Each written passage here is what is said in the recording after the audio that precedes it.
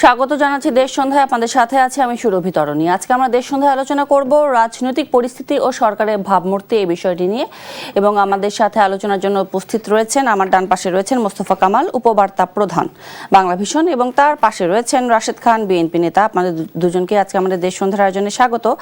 আমি একটু প্রথমে রাশেদ খান আপনার কাছ থেকে শুনে আসতে চাই যে আপনি সম্ভবত গতকালই ফেসবুকে স্ট্যাটাস দিয়েছিলেন, যদি আমি ভুল না করে থাকি, যে অন্তর্বর্তী সরকারের উন্নয়ন বরাদ্দের টাকায় ৭৭টি আসন কিনেছে জামায়াত এনসিপি, এবং আপনি অন্তর্বর্তী সরকারের তদন্ত ও বিচারও দাবি করেছেন। আসলে এই মুহূর্তে এই ধরনের তথ্য সরকারের ভাবমূর্তি কোনোভাবে নষ্ট করে কিনা? আসসালামু আলাইকুম, সবাইকে শুভেচ্ছা। আপনি নিশ্চয়ই জানেন যে আসিফ মাহমুদ এবং আরেকজন হাসনাত আব্দুল্লাহ, তারা দুজন মিলে মুরাদনগর এবং দেবিদ্বারে প্রায় ৮০০ কোটি টাকার প্রকল্প নিয়ে গেছে। এবং কয়েকদিন আগে আপনিও শুনেছেন, আমিও শুনেছি, জেলা পরিষদ প্রশাসক তিনি জানিয়েছেন যে আসিফ মাহমুদ ১৫ কোটি টাকা এবং হাসনাত আব্দুল্লাহ ১০ কোটি টাকা বরাদ্দ উন্নয়ন প্রকল্পের নামে নিয়ে গেছে। আমার প্রশ্ন হলো যে আমার উপজেলায় বা আমার আসনে এই বরাদ্দ কেন দেয়া হলো না, আমার নামে কেন দেয়া হলো না, বা ভাই সাংবাদিক তার এলাকায় কেন দেয়া হলো না, শুধুমাত্র কুমিল্লায় কেন, বা কুমিল্লার দুটি উপজেলায় কেন, অন্য জায়গায় না কেন? তো এরকম নানান প্রশ্ন কিন্তু আসতে পারে। এই জন্য আমি বলেছি যে এই যে উন্নয়ন বরাদ্দগুলো বিভিন্ন নেতার নামে দেয়া হলো, এমনকি আরেকজন জামাত নেতা, তিনি এমপি হয়েছেন, আমাদের আব্দুল্লাহ মাহমুদ তাহের ভাই, তিনি নিজেই স্বীকার করেছেন যে তার এলাকার উন্নয়নে তিনি অন্তর্বর্তীকালীন সরকারের আমলে ১২০ কোটি টাকা নিয়ে গেছেন উন্নয়ন প্রকল্পের নামে। এই জন্য আমি বলেছি যে এই উন্নয়ন প্রকল্পের নামে এই টাকা দিয়ে ৭৭টি আসন কিনেছে জামাত এবং এনসিপি। তারা তাদের এলাকায় ক্যাম্পেইন করেছে যে আমরা এই উন্নয়ন করেছি, রাস্তা এনেছি, ব্রিজ এনেছি, কালভার্ট এনেছি, এই কাজ সেই কাজ, মন্দিরে মসজিদের বরাদ্দ এনেছি, মাদ্রাসা স্কুল কলেজের বরাদ্দ এনেছি, এগুলো তারা প্রচার করেছে। তার মানে কি? তার মানে সরকারের যে উন্নয়ন প্রকল্পের টাকা, সেই টাকা দিয়ে তারা ভোট কিনেছে, স্পষ্ট কথা।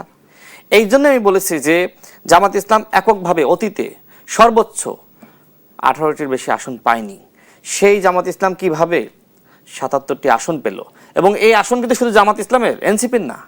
এনসিপি এককভাবে নির্বাচন করলে একটি আসন পেত না, সেই সম্ভাবনা তাদের ছিলও না। আমরা ছাত্র সংসদ নির্বাচনে দেখেছি।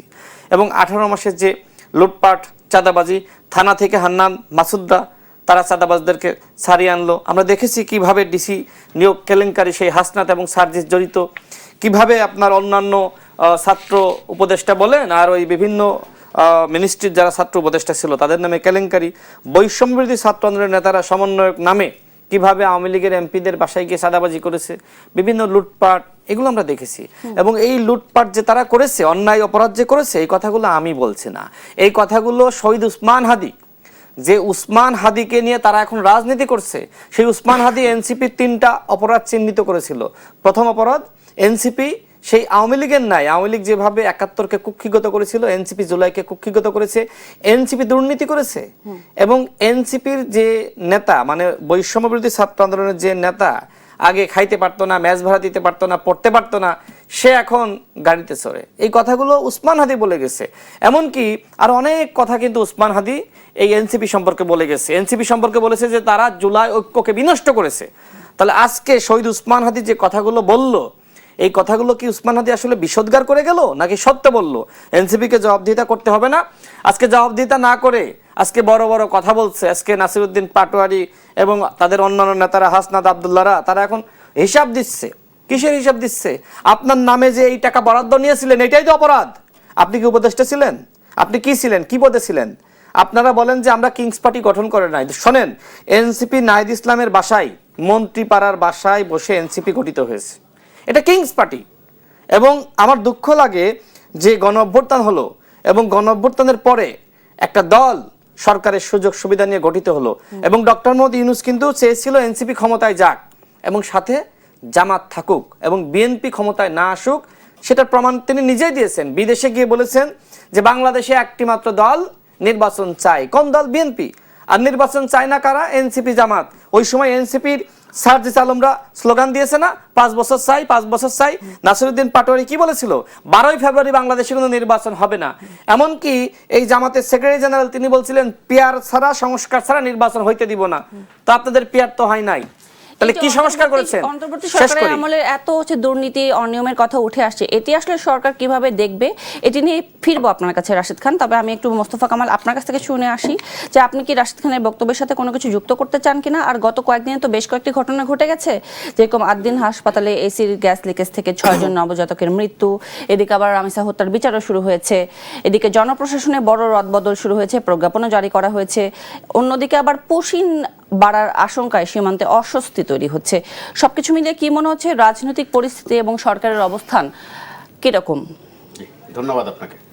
আমার সহ আলোচক রাশেদ খান আমার অত্যন্ত পছন্দের এবং খুব আদরের, আবার অত্যন্ত ভরসারও, কিন্তু তিনি হতাশায় ভুগছেন, কষ্টে আছেন। তো আমরা যারা গণমাধ্যমে কাজ করি তাদের কিন্তু এসব তথ্য জোগাড় করতে অনেক কষ্ট হয়। কে আনন্দে আছেন, কে ব্যথা বেদনায় ভুগছেন, এই তথ্যগুলো বের করতে। কিন্তু গত কিছুদিন থেকে আমাদের তথ্য কষ্ট করে বের করতে হয় না, আক্রান্তরা বলে দিচ্ছেন কত ব্যথা যন্ত্রণা ভোগ করছেন। 5 আগস্টের আগ পর্যন্ত খুব আলোচিত বিষয় ছিল, রাশেদ খানরাও এটা বেশি করে বলতেন, এই জন্য তাদের প্রতি মানুষের আলাদা একটা ভক্তি জন্মেছিল। যাদেরকে আমরা এখন এনসিপি নামে ডাকি তারাও এই কথাটা বলতেন। কথাটা হচ্ছে এই যে আমাদের যে ভবিষ্যৎ সংসদটি আসবে, ভবিষ্যৎ বলতে যেটা এসে গেছে, আকাঙ্ক্ষা ছিল যে সংসদের প্রতিনিধিরা অর্থাৎ মাননীয় এমপিগণ সংসদ নিয়ে ব্যস্ত থাকবেন, অর্থাৎ আইন প্রণয়ন নিয়ে ব্যস্ত থাকবেন, আইন সংস্কার করবেন, রাষ্ট্রের বিভিন্ন বিধি ব্যবস্থায় কোথায় গোলমাল আছে সেগুলো দেখবেন। আর তারা কখনো ইট রড সিমেন্টের কায় কারবার করবেন না। কিন্তু কি ট্র্যাজেডি দেখেন, তারা কিন্তু ওই উন্নয়নের নামে, ওই বরাদ্দের নামে, ওই রাস্তার নামে, ব্রিজ কালভার্টের নামে ওই পুরনো বন্দোবস্ততে আছেন। কে কত মাইল রাস্তার কাজ নিতে পেরেছেন, কে কয়টা ব্রিজ করতে পেরেছেন, কি সাংঘর্ষিক দেখেন। এক অর্থে এটা কিন্তু জাতির সাথে প্রতারণা। বললেন কি কিন্তু করছেন কি? রাশেদ খানও যেটা বলছেন, ওই বরাদ্দগুলো যদি বিশেষ করে যে কয়েকটা উল্লেখ করেছেন, আমি যেহেতু জনপ্রতিনিধি নয়, আমার কোনো বেদনা নাই এখানে, কিন্তু দেখবার মতো বিষয় আছে, বুঝবার মতো বিষয় আছে। রাশেদ খানের এলাকায় যদি ওভাবে বরাদ্দ যেত হাসনাত আব্দুল্লাহর মতো অথবা সজীব ভুইয়ার মতো, তাহলে বোধহয় উনিও এই কষ্টে থাকতেন না। অর্থাৎ তিনিও ইট রড সিমেন্টের কাজ প্রথম দিকেই বলেছেন। এটা এক ধরনের তথ্য। আমি তো প্রশ্ন তুলেছি। জি, অর্থাৎ আপনারা ওই পুরনো বন্দোবস্ততে থাকতে আমার কিন্তু চাচ্ছেন। ব্যাখ্যা আছে, আমি বলেছি ব্যাখ্যা অবশ্যই আমি আছে। বলেছি যে যদি আপনি এই বরাদ্দ দিতে হয় তাহলে সকল উপজেলায় সকলকে দিতে সমানভাবে হবে। দেন, হ্যাঁ, যেখানে যতটুকু প্রয়োজন। অর্থাৎ আমাকে দিলেন না, ওনাকে কেন দিলেন? হ্যাঁ, অর্থাৎ এটা তো বৈষম্য, এটা তো অন্যায়, এটা তো দুর্নীতি, এটা তো অপরাধ। হয়ে গেল। কিন্তু নৈতিকভাবে ওইটা দাবি করাই কারো কিন্তু ঠিক নয়, কারণ আপনারা তো কথা দিয়েছিলেন যে সংসদকে প্রাণবন্ত করবেন। কি দিয়ে? সংসদের প্রাণ হচ্ছে ব্যক্তি হিসাবে মাননীয় সংসদ সদস্যরা, আর বিষয়বস্তু হিসাবে আইন প্রণয়ন, আইন সংস্কার, আইন মেরামত অথবা আইনকে যুগোপযোগী করা, রাষ্ট্রের কাঠামোগুলোকে ফাংশনাল করা। এই সুযোগটা কিন্তু 5 আগস্ট বাংলাদেশে এনে দিয়েছিল, বিশেষভাবে এনে দিয়েছিল। কিন্তু এখন আমরা কি তথ্য পাচ্ছি যে আসন কেনা বেচা হয়েছে। তাহলে এখানে ক্রেতাকে, বিক্রেতাকে, মধ্যবর্তী কারা ছিলেন, ফড়িয়া কারা ছিলেন, তার চেয়ে বড় প্রশ্ন হয়ে গেল যে জনগণের সাথে এই তামাশাটা করলেন কেন? বললেন কি, করলেন কি, এখন আবার বলছেন কি, চাচ্ছেন কি? সুযোগ তো ছিল, এখনো আমার বিশ্বাস এই সুযোগ আছে। রাশেদ খান হয়তো সংসদে নেই, তার জায়গা থেকে তিনি কিন্তু এই পয়েন্ট রেজ করতে পারেন, এখনো সুযোগ আছে আমি মনে করি। তাদের প্রতি যে অন্তর্বর্তী সরকারের সময়কার যে ধরনের কার্যক্রম সরকারের উপর এক ধরনের মরার উপর বিষের ফোড়ার যেটা বলে মতো পড়ছে, বা সরকারের উপর দায়ী চলে আসছে এক প্রকার, এটা আসলে কিভাবে? সেটার অবশ্যই আমি মনে করব শুধু টক শো জমানোর জন্য নয়, সংবাদের শিরোনাম হওয়ার জন্য নয়, অবশ্যই সেটার একটা বিহিত করা দরকার আছে। কথায় কথায় ডক্টর ইউনূসকে আসামি করব, কিন্তু ডক্টর ইউনূসের পক্ষ থেকে কোনো রেসপন্স নাই, তিনি কোনো জবাব আমরা দেন কোনো না, কিছুই দেখছি না তার শোনেনও তরফ থেকে। তারা যদি এমনটা আশা করে থাকেন যে ডক্টর ইউনূস মাঝে মধ্যে দুই একটা কথা বলবেন, এরপর তারা এটা নিয়ে আবার একটু আলোচনা করবেন, ওই ভদ্রলোক খুব খেয়াল করবার মতো বিষয়, কোনো কিছুতেই কোনো প্রতিক্রিয়া দিচ্ছেন না। মাঝে দিয়ে যেটা একবার বলেছেন, সাম্প্রতিক তার সফরে আরেকবার অবধে বলেছেন যে নতুনরা বলতে তিনি এনসিপি কে বোধহয় মিন করেছেন যে তারা ভালো করবে। তো এটা যদি না, তার তারা উচ্চাশা মন্ত্রী হবে, মন্ত্রী হবে। তো তার এই উচ্চাশা যদি থেকে থাকে, সেই ক্ষেত্রে ওনাকে প্রশ্ন করা উচিত। ওনার জন্য এই ছেলেরা কিন্তু বদনামের ভাগীদার হয়েছে। তাদেরকে কিংস পার্টি, এটা কিন্তু গালি, এটা কোনো আদর সোহাগ না। ওনার জন্য তাদেরকে এই গালি শুনতে হচ্ছে। তো যদি তিনি এদের অভিভাবক হতেন, ফাংশনাল অভিভাবক হতেন, তাদের মঙ্গল চাইতেন, তাদের পার্টিটাকে অবশ্যই সুন্দর একটা পার্টিতে পরিণত করে দিতে পারতেন। এই ছেলেরা কিন্তু 3-4 ভাগে বিভক্ত এখনো। তার মানে অভিভাবকত্বটা তিনি করেননি, বরং অভিভাবকত্বের নামে তিনি ক্ষমতা ভোগ করেছেন। সেটা অবশ্যই বিচারের আওতায় আসা উচিত। এরই মধ্যে এনসিপির 2-1 জন কিন্তু প্রকাশ্য বলা শুরু করেছে যে তাদের হাতে একটা মুড়ির মোয়া ধরিয়ে দিয়ে যে তিনি ক্ষমতা এনজয় করেছেন। তো এই জন্য শুধু এটা কথার ছলে না রেখে অবশ্যই এটার একটা পর্যায়ে যাওয়া উচিত। নয়তো আগামী দিনগুলোতে এখন যেভাবে কথা আসছে, কে কত বরাদ্দ নিয়েছেন, আমি বলছি বরাদ্দ নিয়েছেন, তারা যখন অভিযোগ করেন এইভাবে কিন্তু বলেন না, বলেন যে নিয়েছেন, খেয়ে ফেলেছেন, শব্দগুলো কিন্তু বয়ানগুলো ওভাবে আসে। তো সেটা বরাদ্দ হোক আর যেটাই হোক, তারা তো এই কাজে থাকার কথা ছিল না। তারা তো দেশ বিনির্মাণের কথা শুনিয়েছিলেন আমাদেরকে, নতুন বাংলাদেশের কথা শুনিয়েছিলেন। তাহলে এখানে ছলনা কে করেছেন, ছলনার শিকার আমরা কারা হয়েছি? আর অভিভাবক হিসাবে ডক্টর ইউনূসকে কিন্তু এসব বলে এক ধরনের পার পাইয়ে দেয়া হচ্ছে। যদি সত্যি মনে করা হয় যে এগুলো অভিযোগ, এগুলো বাজে কাজ তিনি করেছেন, অবশ্যই সেটার একটা বিহিত হতে পারে এবং হওয়াই উচিত।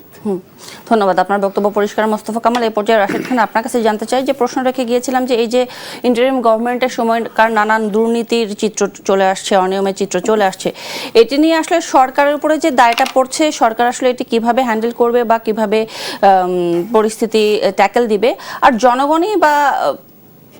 জনগণই বা আসলে কি ভাববে এসব নিয়ে? দেখেন, জনগণ তো তার ভাবনা ভাববেই, ক্ষমতায় যেই থাকুক না কেন বা যেই অতীত হোক না কেন, জনগণের একটা ভাবনা থাকে এবং সেই ভাবনা জনগণ সবসময় সাথে সাথে প্রকাশ করে না। একটা সময় বিস্ফোরণ ঘটে, শেখ হাসিনা রেজিমে 14 বছরে কিছু হয়নি, একদম শেষ সময়ে 16 বছরের শেষের দিকে এসে পতন হয়েছে। ঠিক ডক্টর মোহাম্মদ ইউনূস, তারাও চেয়েছিল দীর্ঘ সময় ক্ষমতায় থাকতে। আমি মনে করি ডক্টর মোহাম্মদ ইউনূসের পতনই হয়েছে। তিনি নির্বাচন দিতে চাননি, তার বক্তব্যের মধ্যে স্পষ্ট হয়েছে। তিনি ক্ষমতাকে এনজয় করছিলেন। তার উপদেষ্টারা মনে করছিলেন যে চেয়ার পেয়েছি, এটা আজীবনের। ছাত্র উপদেষ্টা আসিফ মাহমুদ, মাহফুজ আলম, তারা কখনো 3টায় কখনো 4টায় অফিসে যেত। এমনকি অফিসে মানুষজন গিয়ে দেখেছে যে তারা সেই সচিবালয়ে ঘুমাচ্ছে। তো এটাই কি সংস্কার? আপনি দায়িত্ব নিলেন যে আপনি সংস্কার করবেন, আপনি সংস্কার না করে আপনি সচিবালয়ে রেস্ট রুমে আপনি ঘুমাচ্ছিলেন। তাহলে সারা রাত আপনি কি করছিলেন? জুয়া খেলছিলেন? কি করছিলেন? তো এইটাই কি সংস্কার? আমি বুঝলাম না আসলে যে তারা এরকম অভিযোগ আমি আরো অনেক সাংবাদিকের কাছ থেকে শুনেছি। সাংবাদিকরা আসিফ মাহমুদ, সজীব ভুইয়ার বা মাহফুজ আলমের বক্তব্য নিতে গেছে, শুনছে গিয়ে যে অফিসে নাই, শুনছে গিয়ে ঘুমাচ্ছে। এমনকি এটি হয়েছে মাহফুজ আলমের ক্ষেত্রে, আমি শুনেছি সাংবাদিকদের মারফত, যে তিনি বিকাল 5টায় একদম অফিস টাইম শেষ, সে সময় তিনি সচিবালয়ে ঢুকেছেন। তো এইটা তো সংস্কার হতে পারে না। আজকে মাহফুজ আলম ফেসবুকে মাঝে মধ্যে বড় বড় বোমা ফাটান, মানে সব দায় তিনি বিএনপি বা অন্য দলকে দেন। তো আপনাদের দায় নাই? আপনারা যে সংস্কারের ম্যান্ডেট নিয়ে আপনারা উপদেষ্টা পরিষদে গেলেন, সেই সংস্কার না করে কেন 6 মাসের মাথায় নাহিদ ইসলাম পদত্যাগ করলো? আচ্ছা, নাহিদ ইসলাম যে বিএনপির দুর্নীতির কথা বলছে, যে 1 থেকে 6 পর্যন্ত কি দুর্নীতি হয়েছিল সেটা তদন্ত করা দরকার। তো আপনি যে 6 মাস ছিলেন, 6 মাসে তথ্য মন্ত্রণালয়ে কি কি সংস্কার করেছেন? আপনার ওই 6 মাসে কি দুর্নীতি হয়নি? আচ্ছা, আপনি ওই 6 মাসে কেন আওয়ামী লীগের 16 বছরের দুর্নীতির হিসাবটা আপনি জাতির সামনে তুলে ধরেন নাই? কি কি অন্যায় অপরাধ হয়েছিল? তা আপনি তো সংস্কার করতে পারেন নাই। আপনি কি সংস্কার বোঝেন? আমি তো মনে করি নাহিদ ইসলাম নিজেই সংস্কার বোঝেন না। সংস্কার বুঝলে তিনি কোনোভাবেই দায়িত্ব ছাড়তেন না, কারণ তিনি জনগণকে কথা দিয়েছিলেন এই চেয়ারে গিয়েছি কেন, সংস্কার করার জন্য, এই চেয়ারে গিয়েছি বিচার করার জন্য, এই চেয়ারে গিয়েছি মানুষকে সুষ্ঠু নির্বাচন উপহার দেওয়ার জন্য, কিন্তু আপনি কোনোটাই করলেন না। তার মানে কি?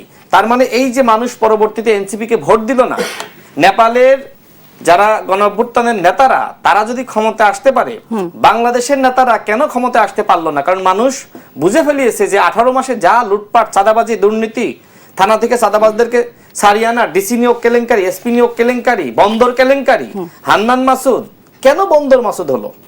তার নামের আগে কেন বন্দর লাগাইতে হলো? কারণ তিনি বন্দরের উপদেষ্টা হয়েছিলেন, বন্দরের কাছ থেকে কমিশন খাচ্ছিলেন, অথচ এই ছেলেটি গণ অভ্যুত্থানের সময় নায়ক মাসুদ ছিল।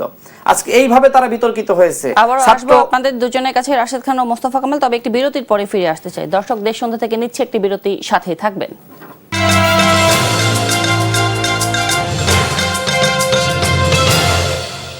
আবারও স্বাগত জানাচ্ছি দেশ সন্ধ্যায়। আজকে আমরা আলোচনা করছি রাজনৈতিক পরিস্থিতি ও সরকারের ভাবমূর্তি, এই বিষয়টি নিয়ে। এ পর্যায়ে মোস্তফা কামাল, আপনার কাছে জানতে চাইবো যে আমরা জেনেছি যে পার্বত্য চট্টগ্রাম বিষয়ক মন্ত্রী দীপেন দেওয়ান পদত্যাগ করেছেন, এটি নিয়ে নানা জল্পনা কল্পনা আলোচনা চলছে। আপনি আসলে বিষয়টিকে কিভাবে বিশ্লেষণ করবেন? এছাড়াও আমরা দেখতে পাচ্ছি যে আমাদের প্রধানমন্ত্রী তারেক রহমান মশক নিধন নিয়ে বেশ ভালো রকম একটি মন্তব্য করেছেন, যে বলেছেন যে ডোবার পাশে গিয়ে বসে থাকতে তাহলে শেখা যাবে যে আসলে কিভাবে মশক নিধন করতে হয়। পাশাপাশি আরেকটি তথ্য দিয়ে রাখি যে আজকে আবার এক গণমাধ্যমে দেখলাম যে রাজশাহী সিটি কর্পোরেশনের কয়েকজন তারা দেশের বাইরে ফ্রান্সে যাচ্ছেন সড়কে বাতি কিভাবে জ্বালাবেন এটি শিখতে। আসলে এই সবকিছু আপনি কিভাবে বিশ্লেষণ করবেন? তিনটা বিষয় আমি একসাথে বলে ফেলি, ভাগ না করে। একটা মানসিকতা লালন হচ্ছে যে শেখ হাসিনা ভালো না, কিন্তু শেখ হাসিনার নিয়ম পদ্ধতিগুলো ভালো। অর্থাৎ শেখ হাসিনা যদি ওগুলো করে থাকেন ওইটা আপত্তির বিষয়, কিন্তু আমি যদি করি তাহলে এটা বিষয় খারাপ না। তার সময় আমরা দেখেছি শেখ হাসিনার আমলে খিচুড়ি রান্না শিখতে, এটার নাম প্রশিক্ষণ কোর্স, বাইরে যাচ্ছেন, এক ধরনের আনন্দ বিলাস করছেন। পুকুর কাটা শিখতে যাচ্ছেন বাইরে, বিশাল এক প্রজেক্ট, অনেক টাকা এদিক সেদিক করা, প্লেজার ট্যুর দেয়া। তো এরকম একটা জায়গায় যখন মাননীয় প্রধানমন্ত্রী রীতিমতো মন্তব্য, আমি বলবো না সেটা, তিনি সতর্ক করেছেন, একটা বার্তা দিয়েছেন। তো বার্তা দিতে হবে কেন? কারণ এটা তো একটা রোগ। রাষ্ট্রীয় টাকা তছরুপ করা প্রশিক্ষণের নামে, অভিজ্ঞতা অর্জনের নামে, এগুলো কিন্তু এইভাবেই লেখা হয় যে জনস্বার্থে অভিজ্ঞতা অর্জন। পুকুর কাটা শিখা, খিচুড়ি রান্না শিখা, তামাশা কাকে বলে? তো শেখ হাসিনার সময় এগুলো খারাপ ছিল কেন? শেখ হাসিনা করেছিলেন বলে, বা তার পছন্দের লোকেরা করেছিলেন বলে, আর আপনি করলে আবার ঠিক আছে। আমি যদি এইগুলো একটা দিই, হাসান আব্দুল্লাহ সম্ভবত একটা সময় বলেছিলেন যে আমাদের হাসিনা আমলের সবই চাই, শুধু হাসিনাকে ছাড়া। তাহলে কি তার মন্তব্যই ঠিক হতে চললো? হ্যাঁ, তিনি একটা মন্তব্য করেছেন আফসোসের জায়গা থেকে, ওইটাই সঠিক হতে চলেছে। আমরা দেখছি যখন মশক নিধনের বিষয়ে এরকম একটা বার্তা আমাদের সামনে আসলো, তার মানে প্রধানমন্ত্রী যথাযথ উপলব্ধি করেছেন এবং একটা সতর্ক বার্তা দিয়েছেন। এবং সামনে কিন্তু ডেঙ্গু সিজন, এই সতর্ক বার্তার মধ্যে আবার রাজশাহী থেকে আসছে সড়কে বাতি জ্বালানো শেখার জন্য। তো এগুলো তো জাতির সাথে তামাশা মশকরা করা, যেখানে স্বয়ং প্রধানমন্ত্রীর এবং এই সরকারের একটা নির্দেশনা আছে যতদূর সম্ভব কৃচ্ছতা সাধন করা। কারণ আমাদের অর্থনৈতিক অবস্থা ভালো নয়, এটা কিন্তু অর্থনীতিবিদ হওয়া লাগে না এটা বুঝতে। তো এর মধ্যে যারা এই সুযোগগুলো নিতে চান তাদেরকে শুধু সতর্ক করা পর্যন্ত সম্ভবত যথেষ্ট নয়, এগুলো শক্ত পদক্ষেপ নেওয়ার দরকার আছে। এই গেল একদিক। দ্বিতীয় দিক, একটা বিষয় আমি রাশেদ খানের সাথে একটু যোগ করতে চাই, এটা আরেকটা দুর্ভাগ্য। বরাবরে তারুণ্যকে অপছন্দ করার একটা মানসিকতা আমাদের প্রবীণদের মধ্যে থাকে। তো সেটা আমরা কিভাবে পাই? আপনি খেয়াল করে দেখুন, এই কোটা বিরোধী আন্দোলনের আগে যখন নিরাপদ সড়ক চাই আন্দোলন, তখন কিন্তু বেশি আলোচিত ছিলেন রাশেদ, নূর, তারা। পরবর্তীতে আরো অনেক যোগ হয়েছে। আপনি খেয়াল করে দেখুন, আমি এই মুহূর্তে যে কয়েকটা মনে পড়ে, তাদের প্রতি কিন্তু প্রবীণদের তাচ্ছল্য ছিল। রাশেদ খানের যিনি ইমিডিয়েট বড় নেতা, বড় ভাই নূর, তার নাম হচ্ছে বিকাশ নূর। না, নূর আমার একই জুনিয়র। আচ্ছা, জুনিয়র, কিন্তু নেতৃত্বে বোধহয় আপনার উপরের পদ তার ছিল। স্বাভাবিক। হ্যাঁ, তার নাম হচ্ছে বিকাশ নূর। কত আদরের নাম, খেয়াল করে দেখেন। কারো নাম বিকাশ, কারো নাম ক্যাশ, কারো নাম নগদ। এই পর্যায়ে এসে কি হলো? বন্দর মাসুদ। একসময় আমরা শুনতাম গাল কাটা কামাল, কান কাটা ওইটা, মুরগা মিলন, এই ধরনের এগুলো দিয়ে কিন্তু একটা মেসেজ পাওয়া যায় যে কি চোখে তাদেরকে আমরা দেখি। এই জেনারেশন দেখেন, কারো নাম ডারবি নাসির, ডারবি নামের আগে, কারো নাম সান্ডা মাহফুজ, আরো অনেক নামে তো ছিল। আবার এই তাদের এই অ্যাসোসিয়েটের মাধ্যমে আমরা কিন্তু আবার জানতে পারছি কার কয়দিন কতটুকু গাঁজা খাওয়া লাগে। এগুলো কি তাদের জন্য সম্মানের, অথবা শুনতে কি আমাদের খুব একটা ভালো লাগে? নিশ্চয়ই না। যাতে কি মেসেজ পাচ্ছে, এই মেসেজগুলো তারাই কিন্তু দিচ্ছেন। So, আমি এটা আপনার কথা সূত্র ধরে রাশিদ খানের কাছে একটু জানতে চাই যে রাশিদ খান, আপনি তো এখন বিএনপির একটি অংশই বলা চলে, আপনি কি দেখতে পাচ্ছেন যে তরুণদেরকে বিএনপি ভালোভাবে বা বিএনপি যথার্থ মূল্যায়ন করছে কিনা? দেখেন, পৃথিবীতে কেউ কাউকে মূল্যায়ন করতে পারে না। নিজেকে নিজে যদি মূল্যায়ন করা যায় তাহলে যে কেউ আপনাকে মূল্যায়ন করতে বাধ্য, অর্থাৎ আপনাকে তৈরি করতে হবে। এখন আপনার যোগ্যতা নাই একটা পদে আসীন হওয়ার, কিন্তু আপনি চান, তাহলে বিএনপি কিভাবে মূল্যায়ন করবে? এটা কি সম্ভব? তো তরুণদেরকে বিএনপি মূল্যায়ন করছেন, এটা ভুল। বিএনপিতে অসংখ্য তরুণ নেতৃত্ব রয়েছে এবং তরুণরা নিজেদের মতন করে রাজনীতি করতে চায়। দল গঠিত হয়েছে দুইটা, একটা গণ অধিকার পরিষদ, একটা এনসিপি। এছাড়া জামাতের মধ্যে তরুণ আছে, ইসলামী আন্দোলন বাংলাদেশের মধ্যে তরুণ আছে। এখন তরুণরা সবাই কি আসলে বিএনপিতে আসবে? তরুণরা সবাই কি জামাতে যাবে? না, তরুণদের যে আদর্শে ভালো লাগবে তরুণরা সেখানে যাবে। সুতরাং তরুণদের মূল্যায়নের কিছু নাই। তরুণরা যদি নিজেদেরকে যোগ্য হিসেবে তৈরি করে বিভিন্ন দলে তরুণরা মূল্যায়িত হবে। এবার আসেন এনসিপির যে কথা আমি ওই সময় বলছিলাম, আর একটু শেষ করি। দেখেন, এনসিপি কে নিয়ে জামাত ইসলাম অনেক মন্তব্য করেছে, আবার জামাত ইসলামকে নিয়ে এনসিপি অনেক মন্তব্য করেছে। জামাত ইসলামের সেক্রেটারি জেনারেল তিনি বলেছিলেন যে বাপের থেকে বড় হতে চেও না। তার মানে কি? বাপ হলো জামাত আর এনসিপি হলো ছেলে। এখন হঠাৎ করে দেখলাম ছেলে বাপের থেকে বড় হইতে চাই। ছেলে কি বলছে? ছেলে বলছে আগামী নির্বাচনে আমরা প্রধান বিরোধী দল হব, আবার তারপরের নির্বাচনে আমরা ক্ষমতায় যাব। এখন আমি জানি না আসলে ছেলে যে হঠাৎ করে বাপের থেকে বড় হইতে চাইতেছে, এটা কি বাপ জানে? বাপ যদি না জানে, জানার পরে বাপের অবস্থা কি হবে? তো নানান ধরনের মানে সংকট সমস্যা হইতে পারে বলে আমার কাছে মনে হচ্ছে। স্থানীয় সরকার নির্বাচনে সম্ভবত এনসিপি জামাতের সাথে জোটবদ্ধ থাকছে না। আমি সেটাই আসবো যে এইটা যদি বাপ ছেলের মধ্যে যদি এই ধরনের আচরণ হয় যে ছেলে বাপকে জানায় না, বাপ ছেলেকে জানায় না, তাহলে তো প্রবলেম। এখন স্থানীয় নির্বাচনে এনসিপি চ্যালেঞ্জ গ্রহণ করুক। তারা বলছে যে এনসিপি যদি জামাতের সাথে না যেত, জামাত এত আসন পেত না। এবং এটার এক্সাম্পল তারা ডাক্তার জারাকে দেখায় যে এককভাবে নির্বাচন করে ডাক্তার জারা প্রায় 40 কিংবা 45,000 ভোট পেয়েছে। তো এনসিপির যারা প্রার্থী আছে বা প্রার্থী ছিল, তারা এককভাবে ইলেকশন করলে ভোট বেশি পেত। আসিফ মাহমুদ দেখলাম যে একটি টকশোতে বলছে যে এককভাবে যদি এনসিপি ইলেকশন করত, যে পরিমাণ ভোট পেয়েছে তার থেকে বেশি ভোট পেত। আসলে কি সত্য? দেখেন, এনসিপি যে পরিমাণ ভোট পেয়েছে এর 95% জামাত ইসলামের ভোট। ঝিনাইদহ জেলাতে নাসিরউদ্দিন পাটোয়ারি এক ধরনের ডিম নিক্ষেপের শিকার হয়েছে, যদিও সেটা অনাকাঙ্ক্ষিত। এরপরে সেখানে যতগুলো প্রতিবাদ হয়েছে সেখানে 30, 40, 50 জনের বেশি হয়নি। সারা বাংলাদেশে যেখানে যেখানে প্রতিবাদ হয়েছে 30 জন, 40 জন, 20 জন হয়েছে। অথচ নাসিরউদ্দিন পাটোয়ারি তিনি তার বক্তব্যে উল্লেখ করছিলেন যে আমি ডাক দিলে 50,000 থেকে 1 লাখ মানুষ নেমে আসতো। মানে কি? পুলিশ কি এত সস্তা নাকি যে একটা কথা আপনি বলে দিলেন? তো প্রমাণ তো পাইলেন যে আপনি মনে করেন আঘাতপ্রাপ্ত হয়েছেন, আঘাতপ্রাপ্ত হওয়ার পরেও মানুষ নামে নাই।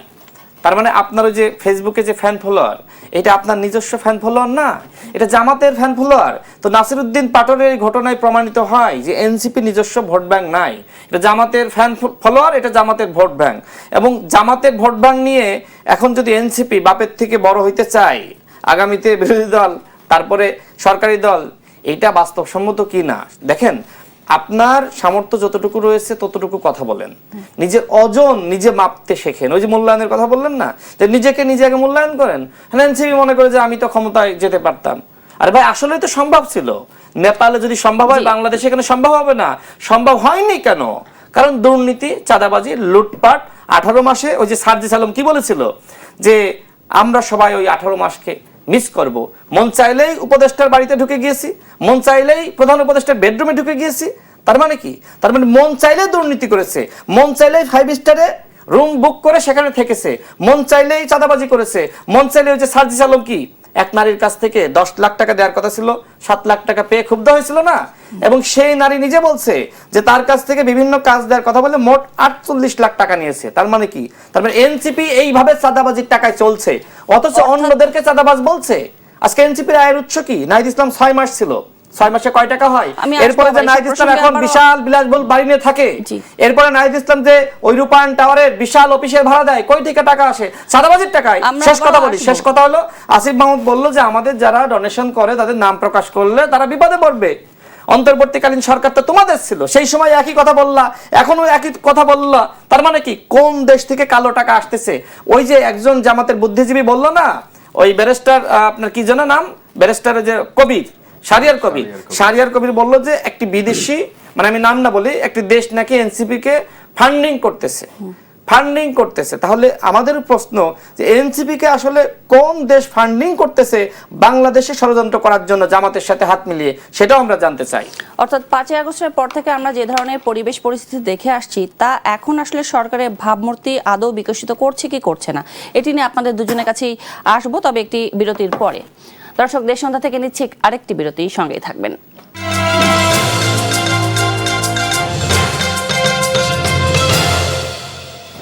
আবারও স্বাগত জানাচ্ছি দেশ সন্ধ্যা। এ পর্যায়ে মোস্তফা কামাল, আপনার কাছে জানতে চাইবো যে এর আগে আপনাকে প্রশ্ন করেছিলাম যে চট্টগ্রাম বিষয়ক মন্ত্রী দীপেন দেওয়ান পদত্যাগ করেছেন, এটি নিয়ে অনেক আলাপ আলোচনা চলছে। আসলেই কি তার অসুস্থতা নাকি অন্য কিছু, আপনি এটিকে কিভাবে বিশ্লেষণ করবেন? আরেকটি যে জামায়াত ঘোষণা দিয়েছে যে কোনো সময়ই বিরোধী দল ঘোষণা করতে পারে ছায়া মন্ত্রী সভার, এটি আসলে এই মুহূর্তে কতটুকু জরুরি বলে আপনি মনে করেন? এটাই গুরুত্বপূর্ণ বিষয় এবং আলোচিত বিষয় তো বটেই।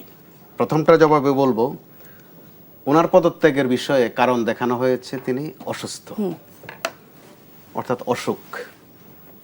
তো ওনার কি অসুখ এটা কিন্তু জানানো হয়নি, কোন কিসিমের অসুখ। 104 দিনের মধ্যে লোকটা অসুস্থ হয়ে গেলেন, তো অসুখটা আবার ছোঁয়াচ্ছে কিনা, অন্য কারো উপর আরো যায় কিনা, 104 দিনে আরো ছড়াবে কিনা, অনেক প্রশ্ন কিন্তু থেকে যায়। ইতিহাস তো তাই বলে।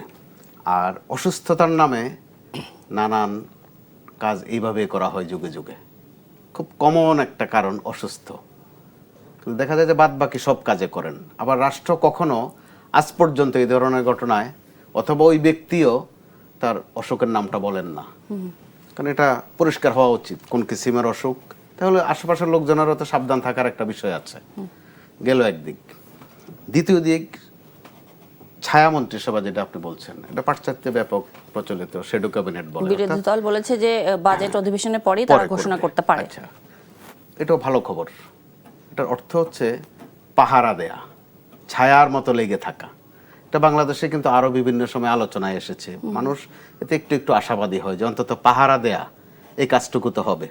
আবার বিরোধী দলের কাজও কিন্তু আসলে সেটাই।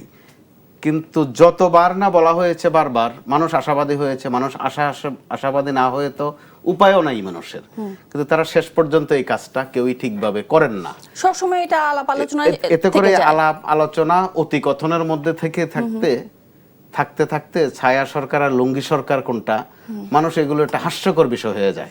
মানুষকে আশাবাদ দেখান, কিন্তু পরবর্তীতে দেখা যায় বাংলাদেশের এই সংসদের ইতিহাসে গেল 15.5 বছর তো এক কিসিম হয়েছে, এই মাঝে মধ্যে নাটকীয় প্রতিবাদ হয়েছে, নাটকীয় বিরোধিতা হয়েছে, কিন্তু মানুষ বুঝে নিয়েছে যে ওগুলা ছিল এক ধরনের গৃহপালিত বিষয় আশয়। তো এবার যদি তারা সত্যি সত্যি জামাত সেটা করতে পারে, জামাতেরও সুযোগ আছে। আমরা বারবার কথায় কথায় বলি সরকারের 100 দিন হয়েছে বা 3 মাস পার হয়েছে, সমান্তরালে তো প্রশ্ন আছে, যারা অপোজিশনে আছে তাদেরও তো ওই সময়টুকু পার হয়েছে, তাদের পারফরমেন্স কি? আমরা শুধু সরকারের পারফরমেন্স নিয়ে কথা বলতে চাচ্ছি, বিরোধী দলেরও তো ব্যর্থতা সফলতার বিষয় থাকতে পারে। মোস্তফা কামাল, আপনি কি মনে করেন কিনা যে একজন সম্পাদক হিসেবে যে জামাত বা এনসিপি যাই বলি না কেন, এই জোটটি রাজনৈতিক মাঠে কতটুকু ভূমিকা রাখতে পারলো এই 100 দিনের কথাই যদি আমরা বলি? কাঙ্ক্ষিত পর্যায়ে রাখতে পারেনি। আমাদের আশাবাদ ছিল এই কারণে যে এবারের সংসদটা প্রথমত একটা ব্যতিক্রমী সংসদ, যিনি সংসদ নেতা তার জীবনে প্রথম সংসদ, একদম প্রথম সংসদ। যিনি বিরোধী দলীয় নেতা তার জীবনেও এটা প্রথম সংসদ, এতে করে প্রেক্ষিতটা ভিন্ন। তো তারা কিন্তু পারতেন। বিএনপিতেও তরুণ এমপি আছেন কয়েকজন, জামাতে এনসিপিতে তো আছেন। তো তরুণও এখানে দুই দিক থেকে মিন করে, একটা হচ্ছে বয়সের তারুণ্য, আর একটা হচ্ছে সংসদে প্রথম আসার তারুণ্য। তো এই তারুণ্যের যে একটা ছাপ আমরা কিন্তু সংসদে এখনো ওইভাবে দেখিনি। মাঝে মধ্যে যখন বিচ্ছিন্নভাবে দেখেছি একটু আধটু করে, মানুষ আশাবাদী হয়েছে, কারণ মানুষ পছন্দ করে এখন। আপনি পছন্দ করেন আর অপছন্দ করেন, আমি বলি বা না বলি, মানুষ সেটার অপেক্ষায় থাকে না। মানুষ শুনতে চায় টু দি পয়েন্টে কথা বলা। মাঝে দিয়ে কিন্তু কয়েকজন সরকারকে খুব সূক্ষ্ম সূক্ষ্ম বিষয়ে প্রশ্ন করেছে, এবং সরকারের দিক থেকেও কিন্তু রেসপন্স এসেছে। সরকার যে চুপ করে থেকেছে তা নয়, এটা কিন্তু মন্দের ভালো হিসাবে একটা ভালো লক্ষণ আমরা খেয়াল করেছি। কিন্তু পরবর্তীতে দেখলাম যে কথায় কথায় খুদ ধরা, দোষ ধরা, খুদ ধরা খুব ক্রেডিটের কাজ নয়। আবার মাঝে মধ্যে বলা হয় যে আমরা খালি সরকারকে সহযোগিতা করবে, আপনাদের এত সহযোগিতা ও দায়িত্ব নয় আপনাদের। কত সহযোগিতা আপনারা করবেন? আপনারা ভুল ত্রুটিগুলো পরিষ্কার করেন, সরকারকে ধরেন, সরকারের কাছ থেকে জবাব আদায় করেন, মানুষ ওটার অপেক্ষা করছে। কিন্তু জি, এই পর্যায়ে রাশেদ খান আপনার কাছে জানতে চাই, আপনিও কি মোস্তফা কামালের মতো মনে করেন কিনা যে বিএনপি বলছে বিরোধী দলের যে ছায়া মন্ত্রিসভা গঠনের যে প্রস্তাব, এটি আসলে সরকারের উপরে এক ধরনের নজরদারি কিনা, আর এটি কি খুব জরুরি কিনা? জামাত ইসলাম তো ফেসবুকে সরকার গঠন করেছিল, কিন্তু সেই সরকার আসলে স্থায়ী হয়নি। জনগণ বিএনপিকে ভোট দিয়েছে এবং বিএনপি সরকার গঠন করেছে। এখন তারা এই যে ফেসবুকে সরকার গঠন করলো, তো ফেসবুকে সরকার গঠনের স্বাদ এখন এই ছায়া সরকার গঠন করে মিটাইতে চাই। এখন ছায়া সরকার কি করবে? আমরা দেখেছি জামাত ইসলামের যারা এমপি হয়েছে তারা প্রশ্ন তোলে জাতীয় সংসদে, প্রধানমন্ত্রীর পাশে কেন স্বরাষ্ট্রমন্ত্রী? যোগ্যতা এতটুকুই। তো এতটুকু যোগ্যতা দিয়ে কি আসলে স্বরাষ্ট্রমন্ত্রীর ছায়া ভূমিকা পালন করা যায়? এতটুকু যোগ্যতা দিয়ে কি আসলে আপনার আইনমন্ত্রীর যোগ্যতা প্রমাণ করা যায়? যায় না। সুতরাং ছায়া সরকার গঠন করতেই পারে, কিন্তু যোগ্যতা সম্পন্ন লোক নিয়ে যদি করে আপত্তি নাই। কিন্তু আপনাদের যাদের এমপি বানিয়েছেন আমির হামজাদের, তাদের কি বিষয়ক মন্ত্রী বানাবেন? তিনি একজন কি বলবো, আমির হামজা তো একজন প্রকৃতপক্ষে একজন বিকৃত মনা মানুষ, এবং তাকে লম্পট লুচ্চা বললেও আসলে ভুল হবে না। তিনি ইন্ডিয়ান নায়িকাদের নিয়ে ওয়াজে বক্তব্য দেন, একজন বক্তা, ইসলামিক বক্তা। তিনি নাকি ওই রাশমিকা নাকি যেন রাশমিকা, তো রাশমিকার তিনি সবসময় স্বপ্নে দেখেন। তো এই যে ওয়াজে গিয়েও রাশমিকার যে আমির হামজারা স্বপ্ন দেখেন, সেই আমির হামজারা এই দেশের কি পরিবর্তন করবে? তিনি মানে মোটা মোটা ভুড়ি দেখেন সংসদে, কাদেরকে দেখেন? তিনি মা বোনদের ইজ্জত রাখেন না। এই আমির হামজা দেখলাম একটি ওয়াজ মাহফিলে আমাকে নিয়ে বক্তব্য দিয়েছে, এবং তিনি আমাকে এমন ভাবে বক্তব্য দিয়েছেন, আমাকে হত্যাযোগ্য করে তুলছেন। তো ওয়াজ মাহফিলে রাজনীতি করছে এরা জাতীয় সংসদের উপযুক্ত না। এরা আসলে ওই বলা যায় যে আমার মনে হয় আমির হামজারা পাড়ায় যদি কোনো সংসদ গঠন করে, খেলনা যেটা, হ্যাঁ, ওইখানে কিছুটা হয়তো তারা ভূমিকা রাখতে পারে। জাতীয় সংসদের উপযোগ্য এই আমির হামজারা না। সুতরাং আমির হামজাকে যদি ছায়া ধর্মমন্ত্রী বানিয়ে দেয়, সে কি করবে? সে সারাক্ষণ ওই রাশমিকাদেরকে দেখবে, রাশমিকা, তাই তো? তো তাদেরকে আসলে দেখবে, এবং সংসদে আপনার এই যে উল্টা পাল্টা বক্তব্য দেখলাম জামাত ইসলামের, এবং হাসনাত আব্দুল্লাহরে দেখেন, হাসনাত আব্দুল্লাহ তো খুব বড় বড় বিপ্লবী, উন্নয়নের হিসাব দিচ্ছে। এই হাসনাত আব্দুল্লাহর একটি অডিও কয়েকদিন আগে আমি প্রকাশ করেছি। তিনি বারবার বলছেন যে আমি সবসময় কনফ্রন্টেশন এটা অ্যাভয়েড করেছি। হলপাড়ায় মিছিল যাক, মধুর ক্যান্টিনের সামনে দিয়ে মিছিল যাক, ছাত্রলীগ যেখানে সেখানে মিছিল যাক, আমি চাই নাই। ওরা তো গণ অভ্যুত্থান চাইনি, ওরা তো সেই 19 জুলাই ওরা তো হাসিনার মন্ত্রীদের সাথে বৈঠক করে এসেছিল। আজকে বড় বড় বিপ্লবী, তো এই বিপ্লবীরা হাসিনার বিপ্লবীদেরকে আপনি কি মন্ত্রী বানাবেন, কি ছায়া মন্ত্রী বানাবেন বলেন?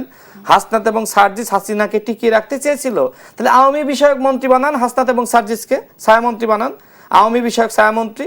মানে আওয়ামী লীগের বিরুদ্ধে এখন গরম গরম বক্তব্য দেয়, কিন্তু এই দুজন তো আওয়ামী লীগের লেসপেন্সার, এবং আওয়ামী লীগকে টিকিয়ে রাখার জন্য এই দুজন এমন কোনো চেষ্টা নাই, করে নাই। যে সময় ডিবির মানে হেফাজতে নাহিদ ইসলাম, আসিফ মাহমুদ এবং বাকের মজুমদারদেরকে রুমের মধ্যে বন্দি করে রেখে পিটাচ্ছে, ওই সময় হাসনাত এবং সার্জিস পুকুর পাড়ে জুস খাচ্ছে, জিজ্ঞেস করেন, আপনি আসিফকে জিজ্ঞেস করেন, নাহিদকে জিজ্ঞেস করেন মিথ্যা কথা বলতেছে কিনা, সংরক্ষিত মহিলা আসনে যিনি এমপি হয়েছেন নুসরাত তাবাসসুম তাকে জিজ্ঞেস করেন। আজকে গণ অভ্যুত্থানের প্রকৃত ইতিহাসটাই দেশের মানুষ জানে না। কিন্তু আপনি যে নাহিদ ইসলাম এদেরকে যে এত কিছু বলছেন, এদেরকে কিন্তু আবার নাসিরউদ্দিন পাটোয়ারি বলেছেন তারাই নাকি এই যুগের জিন্না, নাহিদ ইসলাম এই যুগের ইকবাল হচ্ছে মাহফুজ আলম, এই যুগের মওদুদি সাদিক কায়েম। আপনি তাহলে আসলে কিভাবে এটা বিশ্লেষণ করবেন? আচ্ছা দেখেন, তিনি যাদের নাম বলেছেন আমি জানি না আসলে পাকিস্তানের প্রতি তাদের এতে প্রেম কেন। কখনো কি জামাত এবং এনসিপি ক্ষমতায় গেলে তারা কি অখণ্ড পাকিস্তান বানাবে? তারা কি বাংলাদেশ নামক রাষ্ট্রকে রাখবে না? জামাত ইসলামকে নিয়ে নাসিরউদ্দিন পাটোয়ারি বলেছিল এদেশের স্বাধীনতা, সার্বভৌমত্ব, মানচিত্রের জন্য হুমকি জামাত ইসলাম।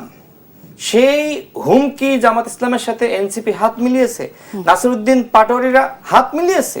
তার মানে আমার এখন সন্দেহ লাগছে যে জামাতের কাছে এনসিপি 100 কোটি টাকায় বিক্রি হয়েছে, যে কথা আমি আগেই বলেছিলাম।